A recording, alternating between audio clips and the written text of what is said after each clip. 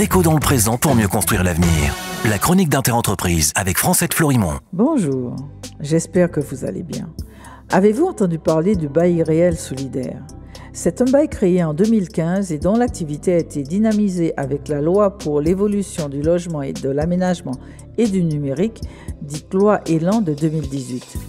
Pour faire face à la crise du logement et à l'augmentation effrénée du coût du foncier, ce bail particulier permet aux acheteurs à faible revenu de n'acquérir que les murs de logement par le biais du bail de très longue durée renouvelable et cessible sous certaines conditions. Le foncier demeurant la propriété d'un office foncier solidaire. À fin novembre 2023, 150 organismes fonciers solidaires étaient agréés sur tout le territoire national, dont un en Guadeloupe. Il s'agit de l'établissement public foncier de Guadeloupe qui a changé de nom à l'occasion de ses 10 ans. Il s'appelle désormais Terre Caraïbes parce que Saint-Martin fait désormais partie de son périmètre. Aucun organisme n'est pour l'instant agréé Office foncier solidaire en Martinique ou en Guyane. Donc revenons à ce bail réel solidaire. Le 14 septembre, un arrêté a augmenté les plafonds de ressources des ménages éligibles à ce dispositif.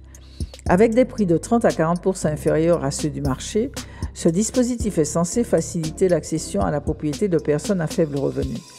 Le projet de loi de finances pour 2024 prévoit en outre le maintien du prêt à taux zéro pour tous les logements en bail réel solidaire neufs, quel que soit le zonage de la commune, outre-mer compris.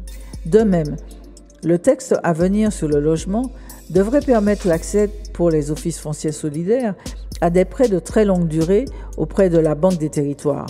Il pourra atteindre jusqu'à 80 ans.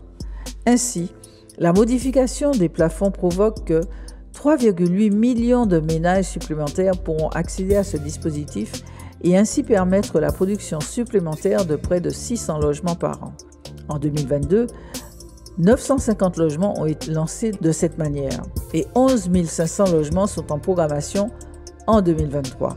Bon, ce n'est pas encore avec cet outil qu'on résorbera la crise du logement pour les ménages à faible revenu. Mais c'est un double signal. Le premier, la baisse du coût du foncier n'est envisagée dans aucun scénario. Le deuxième, la différenciation du foncier et du bâti, aujourd'hui réservée aux ménages modestes, risque de devenir la norme puisqu'aucune action n'est menée pour qu'il en soit différemment. À demain. Entre-temps, prolongeons les échanges sur interentreprise.com. Prenez soin de vous.